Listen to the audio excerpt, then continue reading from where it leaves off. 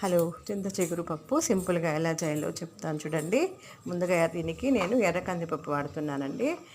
చింత చిగురికి ఎర్ర కందిపప్పు బాగుంటుందండి. ఏ ఆకుకూరకైనా ఎర్ర కందిపప్పు బాగుంటుంది. ముందుగా చింత చిగురిని బాగా కడుక్కోవాలండి, 1-3 సార్లు. పప్పు ఉడుకుతూ ఉన్నప్పుడే వెల్లుల్లిపాయలు, కడుక్కున్న చింత చిగురు, టమాటాలు, ఎర్రగడ్డలు అన్నీ వేసి దాంట్లోనే కొంచెం ఎండుమిరపకాయలు కూడా వేసానండి. వీటిని బాగా కడుక్కోవాలండి. ఈ చింత చిగురు చింతపండు వాడకూడదండి. పక్కనే ఒక చెట్టి సంకటి కూడా చేసేస్తున్నానండి. చింత చిగురికి సంకటి చాలా కాంబినేషన్ బాగుంటుందండి. పప్పు 4 విజిల్లు పెట్టుకున్నాక ఈ లోపల తిరగబాత పెట్టుకునేస్తామండి. దాంట్లో తిరగబాత వేసి చిన్నగా కట్ చేసుకున్న ఆనియన్స్, ఎండుమిర్చి కొన్ని వేయండి, కరివేపాకు వేసి దాంట్లోనే చిదిమిన వెల్లుల్లిపాయలు కూడా వేయండి, ఇంగువ కూడా వేయండి. కొంచెము బాగా మెత్తగా మూత పెట్టి ఉడికిస్తే బాగుంటుందండి.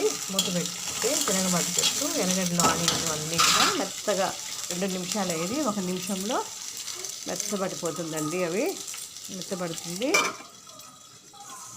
ఈ రెసిపీ చాలా బాగుంటుందండి. చింత చిగురు పప్పు మామూలు రైస్కి కూడా బాగుంటుందండి, చపాతీకి కూడా బాగుంటుంది. ట్రై చేయండి. కానీ ఇప్పుడు నేను సంకటికి చేస్తున్నానండి. సంకటికి ఇంకా హైలైట్ అండి, బాగుంటుంది. ఒకటి ట్రై చేయండి మీరు కూడా. ఈ లోపల వేసి బాగా ఉడకబెట్టుకున్న తర్వాత బాగా వార్చుకుంటాం చూడండి. ఆనియన్స్ కూడా చాలా మంచి ఎక్కువ వాడితే చాలా బాగుంటుందండి. పక్కనే సంకటి కూడా రెడీ అయిపోతుందండి. ఒక 5 స్పూన్లు, ఒక చిట్టి బియ్యానికి 5 స్పూన్లు పిండి వేసేయాలండి.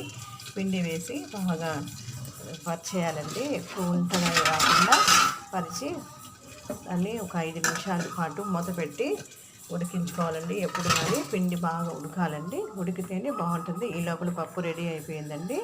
పప్పు రెడీ అయిపోయింది. సంకటి కూడా రెడీ అయిపోయింది. కానీ ముద్ద చేసేటప్పుడు ఒక 2 స్పూన్లు నెయ్యి వేస్తే ఇంకా బాగుంటుందండి. పప్పు రెడీ, సంకటి రెడీ. ఓకే.